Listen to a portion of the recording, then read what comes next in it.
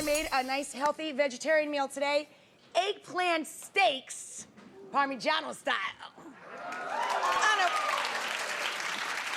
No side of pasta needed here, but it wouldn't kill you to have a little bit.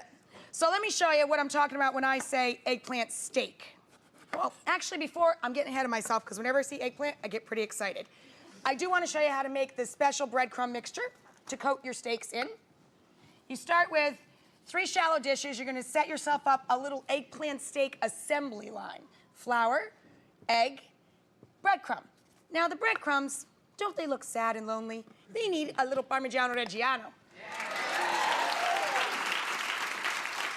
Mix that together with the breadcrumbs. It gives a wonderful crust to the eggplant. And then, they still look a little lonely, so I'm gonna grate in some fresh garlic.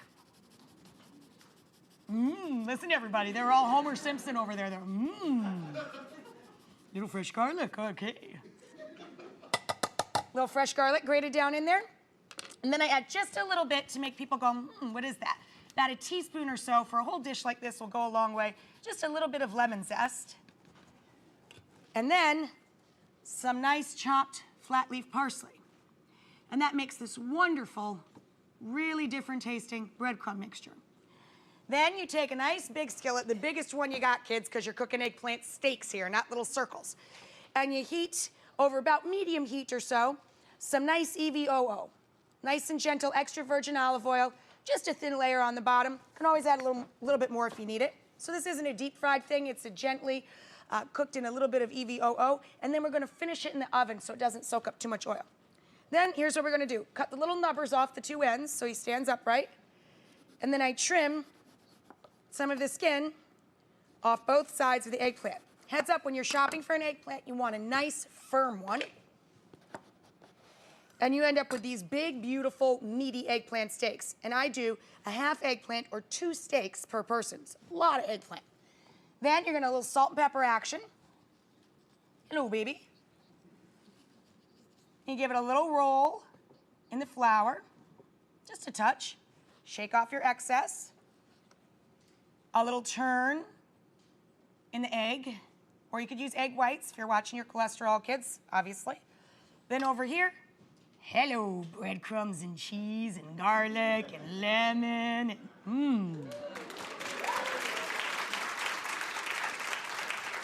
Okay, you're gonna wanna get your oven nice and hot. Moderate oven's all you need, 350, 375, kind of that universal cooking temperature. And then you're gonna wanna take a little baking rack, a little cooling rack here, put that up on top of a baking sheet. And what I do is I just brown them a little bit on each side in the nice hot EVOO.